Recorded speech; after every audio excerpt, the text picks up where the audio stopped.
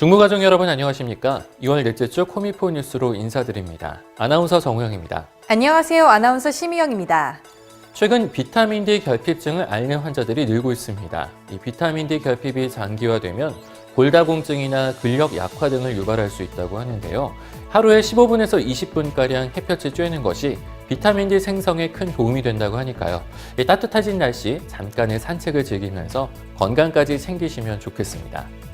햇볕만큼이나 우리에게 꼭 필요한 에너지 발전을 위해 오늘도 바쁘게 돌아가고 있는 중부발전. 지난 한 주간의 소식 코미포 뉴스에서 전해드리겠습니다. 지난 13일 본사에서 신재생 사업 개발 담당자를 위한 청렴 윤리 교육이 진행됐습니다. 정월 대보름이었던 지난 19일 인천발전본부에서 한마음 행사를 실시했습니다. 이 밖에도 글로벌 기업 육성을 위한 협력기업 현장 경영 시행, 박형구 사장님의 플라스틱 챌린지 동참 소식, 보령발전본부에서 진행한 명사초청 인문학 강의, 정월 대보름 맞이 보령발전본부에서 실시한 민속놀이 한마당 행사 소식 등을 전해드리겠습니다. 지난 13일 신재생 사업 개발 담당자를 위한 청렴 윤리 교육이 진행되었습니다.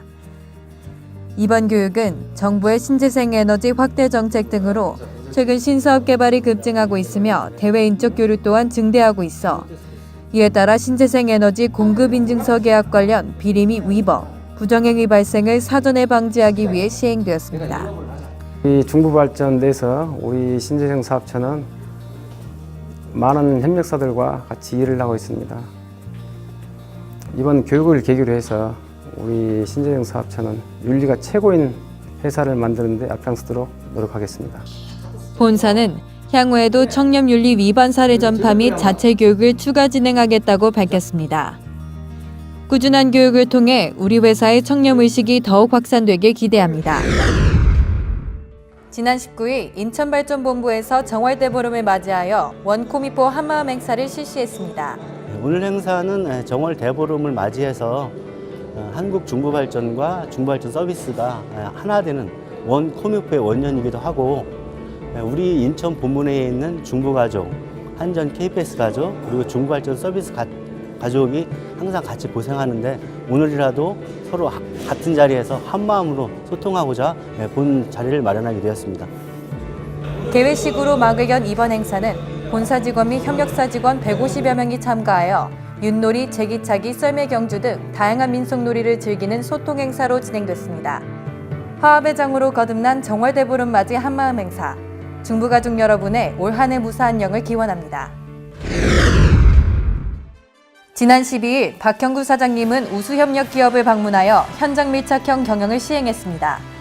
정부의 중소기업 동반성장 정책에 발맞춰 2019년도 대중소기업 동반성장 퀀텀 점프해로 정하고 중소기업이 글로벌 기업으로 자리매김할 수 있도록 지원에 박차를 가할 것이라고 밝혔습니다. 지난 15일 박형구 사장님이 플라스틱 프리 챌린지에 동참했습니다. 세계자연기금과 제주패스가 시작한 이 캠페인은 일회용 사용을 줄이기 위해 SNS에 텀블러 사용 인증 사진을 올리는 방식으로 진행되고 있습니다. 한편 중부발전은 작년 7월부터 사무실 내 일회용 컵 사용을 중지하는 등 친환경 정책에 적극 참여하고 있습니다. 보령발전본부에서 지난 12일 인문학 특강을 실시했습니다. 오마이뉴스 대표이자 꿈틀리 인생학교 이사장인 오연효 대표가 강사로 초청되어 행복하려거든 사랑하라라는 주제로 120분간 강의를 진행했습니다. 보령발전본부는 직원들의 문화생활 욕구 충족과 소통 채널 확보를 위해 앞으로도 다양한 프로그램을 추진할 계획이라고 밝혔습니다. 지난 19일 보령발전본부에서 정월대보름 맞이 민속놀이 한마당이 개최됐습니다. 출근하고 싶은 회사 만들기의 일환으로 열린 이번 행사는 500여 명의 직원이 참가하여 줄다리기, 윷놀이 등 게임을 즐기며 보령본부 대화합을 이뤄냈습니다. 2월의 마지막 날인 오늘 다가올 봄을 준비하며 대청소를 계획하신 분들을 위해 이번 시간에는 청소 비법을 알려드리겠습니다. 첫 번째는 쓰지 않는 물건을 버리기입니다. 청소의 기본이지만 막상 실천하려면 어렵게 느껴지는데요. 쓰지는 않지만 추억이 깃든 소중한 물건들, 버리기 전에 사진을 찍어둔다면 추억도 지키면서 공간을 확보할 수 있습니다. 두 번째는 위아래의 법칙입니다. 천장에서 시작해서 바닥에서 청소를 끝내면 먼지를 2번 닦는 수고로움을 덜 수 있습니다. 세 번째, 대부분 청소기를 돌린 뒤 걸레질을 하실 텐데요. 이 경우 청소기 송풍구에서 나오는 바람 때문에 먼지들이 공중에 올라가 다시 가라앉게 됩니다. 걸레질을 한 다음 뭉친 먼지를 청소기로 제거하는 것이 좋습니다. 내일은 3.1절입니다. 특히 올해는 3.1운동이 100주년을 맞는 해인데요.